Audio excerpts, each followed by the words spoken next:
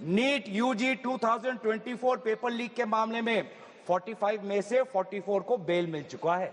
ये है इनकी गंभीरता, ये है इनके छात्रों के प्रति इनकी संवेदना। जो मूल व्यक्ति है, जिसको मास्टरमाइंड कहा जाता है, संजीव मुखिया, 11 महीने तक वो फरार था। 11 महीने तक सरकार उसको पकड़ नहीं पाई। अप्रैल 2025 में वो फाइनली उसका गिरफ्तार हुआ और फिर उस मामले में उसको बेल मिल गया। तो ये कानून उस समय भी विफल था और ये कानून जिस मंशा से आज ला रही है, आज भी ये विफल होगा। ये कानून आपकी विफलता का स्मारक है, क्योंकि ऐसे कानून 2024 के में लाने के पश्चात भी 2026 में तो लीक हुआ ना सर। अगर कानून इतना ही सशक्त था तो आज 2 साल बाद ही इतना बड़ा व्यापक लीक कैसे हुआ? और अफसोस की बात है सर, उस समय में भी शिक्षा मंत्री धर्मेंद्र प्रधान थे और जब 2024 का जब पेपर लीक का मामला जब पूरे देश भर में आया तो आपको पता है धर्मेंद्र प्रधान जी ने उस समय क्या कहा? उन्होंने कहा, कहां हुआ पेपर लीक? नहीं हुआ पेपर लीक। और आज भी पहले 2.5 महीने तक तो उनका रवैया यही था कि कहीं कोई धांधली नहीं हुई, सरकार ने बहुत अच्छा काम किया है। 21 बच्चों की जान गई, आत्महत्या उन्होंने की। आपको शर्म नहीं आती इस सरकार को कि जिस मंत्री के तहत में 21 बच्चों ने अपनी जान गंवा दी, आत्महत्या की, जब उसने अपने मंत्री पद से इस्तीफा दिया, कल जब वो सदन में आए, आपने उनको ऐसा माला पहनाया ताकि जैसे वो पाकिस्तान से जंग लड़के आए हैं। ऐसा माला पहनाया, ऐसा उनका वजूद उनको बड़ा किया मानो कि वो पाकिस्तान से जाकर सीमा पे जाकर जंग लड़के आए हैं। ये है उनकी सच्चाई। दुख लगता है सर। आज ये बात प्रधानमंत्री आते हैं इंस्टाग्राम के रील पर, वो अलग बात है कि जो पहली कैबिनेट बैठक हुई, उस कैबिनेट बैठक में आप शिक्षा के माध्यम से इस पीढ़ी को आने वाले चुनौतियों के लिए तैयार नहीं कर रहे। आप शिक्षा के माध्यम से इस पीढ़ी के लोगों को आने वाले समय में आपके दल के सदस्य बने, आपको वोट दे, उसके लिए आप एक माहौल बना रहे हो। यह है आपके लिए शिक्षा का उद्देश्य, यह है शिक्षा का उद्देश्य। और हमने देखा कि वो जो संस्थाएं, चाहे वो IIT हो, चाहे JNU हो, चाहे DU हो, देश भर से माता पिता अपने बच्चों को बोल रहे कि जाओ दिल्ली जाओ, अगर दिल्ली नहीं जा सकते तो बॉम्बे जाओ, बिहार में जाओ, लेकिन धरना प्रदर्शन करो। आज शिक्षा की बात है, आपको अपना भविष्य आपको बचाना है। मैं नहीं जा सकता पर मेरी आशीर्वाद तुम्हारे साथ है। एक मां ने एक आशीर्वाद के साथ अपनी बेटी को भेजा, एक बाप ने अपने बेटे के पीठ पे थपथपाकर उसको जंतर मंतर पे भेजा। और DU, IIT, JNU कहती है आप मत जाओ, छात्रों को कहती है अगर आप जाओगे तो आपके करियर पर प्रभाव बन सकता है। यह है शिक्षा की संस्थाएं। ऐसे हम आने वाले चुनौतियों के लिए हम भारत का निर्माण करेंगे, अपने युवाओं को हम उनको ताकत देंगे। इसीलिए अगर एक बात इस पूरे घटनाक्रम से निकलती है वो ये है कि आज शिक्षा में ये इस बिल से, जिसमें आपने पेनल्टीज बढ़ा दिए, पनिशमेंट बढ़ा दिए, इससे हमारा शिक्षा विभाग नहीं सुधरेगा। राहुल गांधी जी बार बार कहा कि धर्मेंद्र प्रधान जी सिर्फ एक मुखौटा है आपके शिक्षा विभाग का। आपकी शिक्षा के प्रति जो उनका आपकी जो नीति है वो सिर्फ उसका एक चिन्ह है, एक सिंबल है। उनके हटने से भी शिक्षा में सुधार आएगा। आज भी ना बच्चों को विश्वास आता है इस बात पर, ना हमें इस बात पर विश्वास है।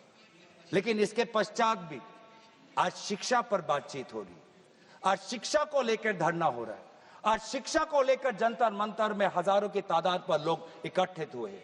आज शिक्षा के विषय पर सारे दल संगठन सब ने अपने अपने प्रदेशों में, चाहे महाराष्ट्र में हो, चाहे यूपी में हो, चाहे बिहार में हो, चाहे पश्चिम बंगाल में हो, चाहे या असम में हो, सब जगह विभिन्न राजनीतिक दल संगठन और इन दल संगठन से अलग सारे युवा सड़क पे आ गए। सब ने अपने शिक्षा की मांग की।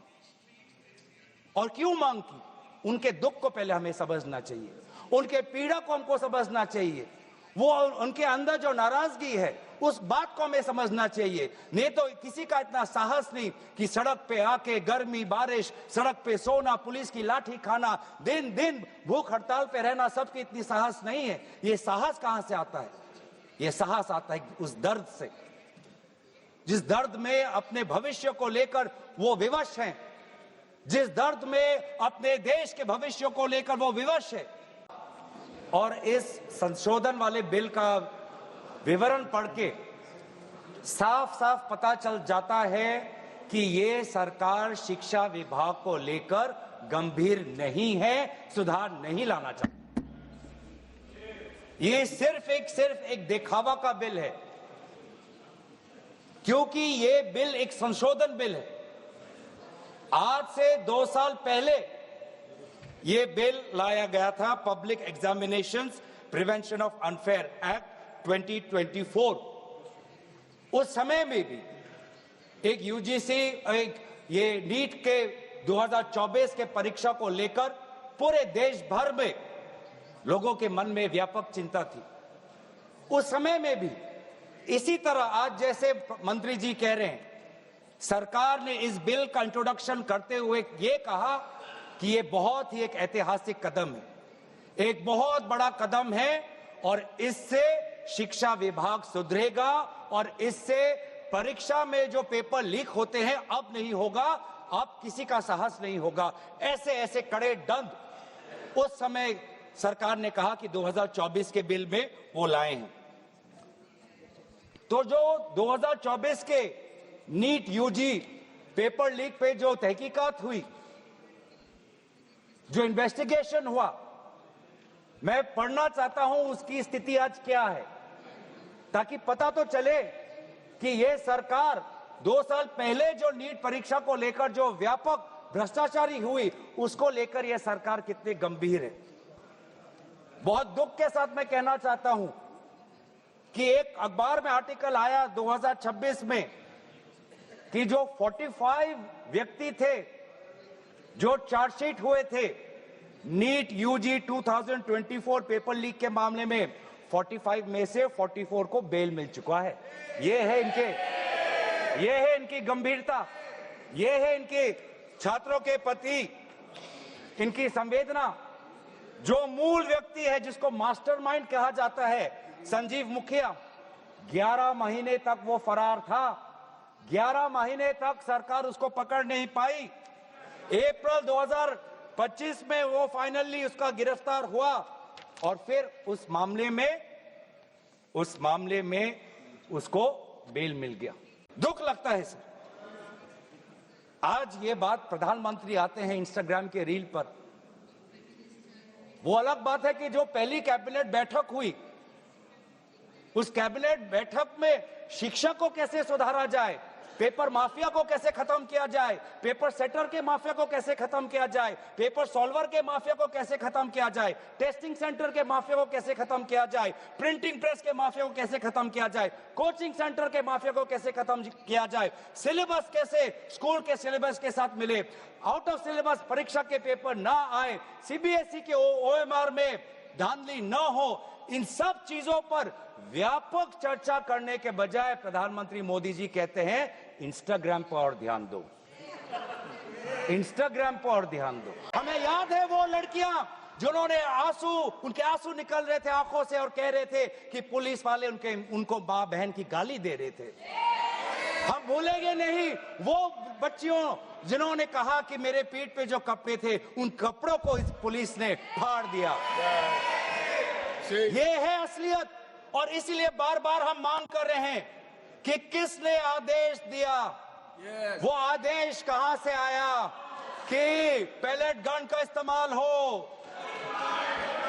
किसने आदेश दिया, किसने आदेश दिया कि आंसू गैस का इस्तेमाल हो, किसने आदेश दिया कि लाठी पैरों पे नहीं लाठी सर पे पड़नी चाहिए, किसने वो आदेश दिया। और इसीलिए बार बार राहुल गांधी जी ने भी चिट्ठी लिखी है, और आज भी हम देखते हैं कि अब सारी हम बातें कर रहे हैं, आज इस सदन में, इस सत्र में इस विषय पर भाग इसलिए लेना चाहते हैं क्योंकि हम सरकार से जवाब चाहते हैं और विशेष रूप से गृह मंत्री से जवाब चाहते हैं। गृह मंत्री से हम जवाब चाहते हैं। मेरा ये कहना है सर, गृह मंत्री से हम जवाब चाहते हैं। यहाँ पर बैठे हैं सर, आज ये बिल क्यों आया है? ये बिल क्यों आया है? ये बिल क्यों आया है? ये बिल क्यों आया है समझना चाहिए। ये बिल इसलिए आया है कि गृह मंत्री के द्वारा भेजी हुई पुलिस लोगों के हौसले को कुचल नहीं पाई, इसीलिए ये बिल आया है। If you like this video, then like, share and subscribe to Mirror Now.